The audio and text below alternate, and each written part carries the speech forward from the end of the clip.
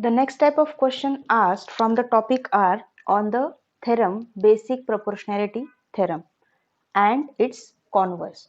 So the questions asked are actually very easy. They are not that difficult. Now this is the question asked in 2020 and this is a 2-marker question. So let us see what the question says. In the given figure, DE is parallel to AC.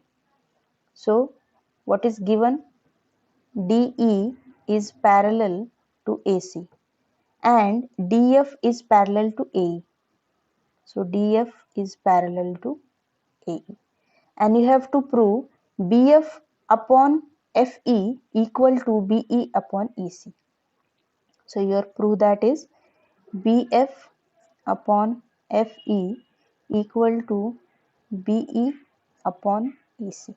Now very easy, you have to just apply the basic proportionality theorem according to the lines parallel given in the questions, because everybody knows if in a triangle, if a line which is joining 2 points of 2 sides of the triangle is parallel to third side, then the sides are divided in equal ratio. For let us take the first parallel lines, that is DE and AC. So DE and AC are part of triangle ABC. So I will write in triangle ABC, since DE is parallel to AC, therefore BD upon DA is equal to BE upon EC. Very easy reason, by basic proportionality theorem. Okay, so this will be, suppose, your equation 1. Now the second line parallel is DF and AE. For applying BPT, I will be considering triangle ABE because DF and AE are part of that triangle. So in triangle ABE, DF is parallel to AE. Therefore, BD upon DA is equal to BF upon FE. Again, the same reason, basic proportionality theorem and equation number 2. If you see equation 1 and 2, their LHS are equal, BD upon DA, BD upon DA. So if their LHS are equal, it means their RHS are also equal. So I can write from equation 1 and 2, BE upon EC is equal to BF upon FE. Very easy, that is what is to be proved. Okay. Now the next question. X is a point on side BC of triangle ABC. So this is the point. XM and XN are drawn parallel to AB and AC respectively. So XM is drawn parallel to AB, whereas XN is drawn parallel to AC. Meeting AB in N and AC in M.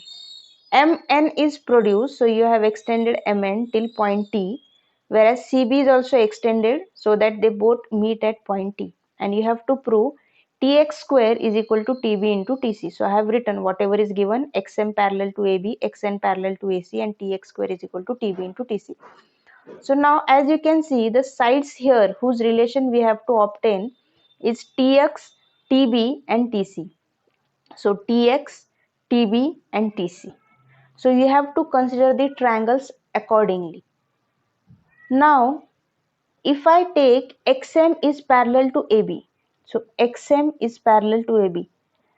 XM and AB are sides of or the parts of triangle ABC. So if you apply basic proportionality theorem, you will get CM upon MA equal to CX upon XB, but I don't want any of the sides. So I have to consider the same parallel lines, but instead of considering the whole side AB, what if I just consider XN is parallel to BN? XM is parallel to BN because BN is part of AB, so that I will get the relation as TN upon NM is equal to TB upon BX. Isn't it? Yes, because at least I will get the sides which I wanted. So don't consider the complete side, just take the side BN. So apply BPT in triangle TMX. So in triangle TMX, since XM is parallel to AB, so XM is parallel to BN. So I can write TN upon NM is equal to TB upon BX. As you can see in our prove that I want TB but I don't want BX. Yes, and the side which I want is TX, the complete side, whereas I have here BX. So how can I obtain TX instead of BX? If I add TB to it, I will get the required side. Yes, so what we can do, let us take its reciprocal. So it will be NM upon TN equal to BX upon TB. Okay, now add the denominators. So NM plus Tn upon Tn equal to Bx plus Tb upon Tb.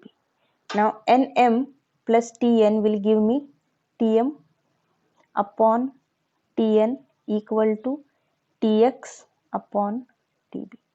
Okay, this let us mark this as equation 1. Now for second case, Xn is parallel to AC.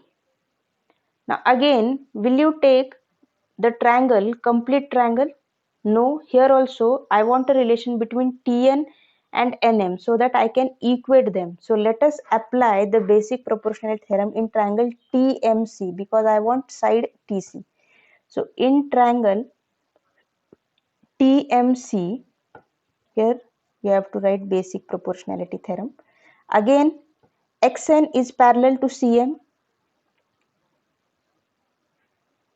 Therefore, Tn upon Nm is equal to Tx upon Cx. Again, I want the complete side Tc. I don't want just Cx. I want Tx in my proof that, so I want the numerator but I don't want Cx. I want the complete side Tc. So just as what we have done here, taking the reciprocal and then adding the denominator, I will directly write, you will get, if you take the Nm to the numerator, so Nm plus Tn upon Tn equal to Cx plus Tx upon Tx. Okay, so you will be getting Tm upon Tn equal to, here the Cx will go in numerator, so Cx plus Tx, you will get Tc upon Tx. Okay, so this is your equation number 2. As you can see, in 1 and 2, their LHS are equal, so we can equate their RHS. So therefore, I can write from 1 and 2, Tx upon Tb is equal to Tc upon Tx, and just by cross multiplying you will get Tx square is equal to Tb into Tc. Okay, so just remember, even though they have given parallel to the complete side, you have to consider the triangle according to whatever is asked in our proof that. So the sides will give you a hint which triangles are actually to be considered.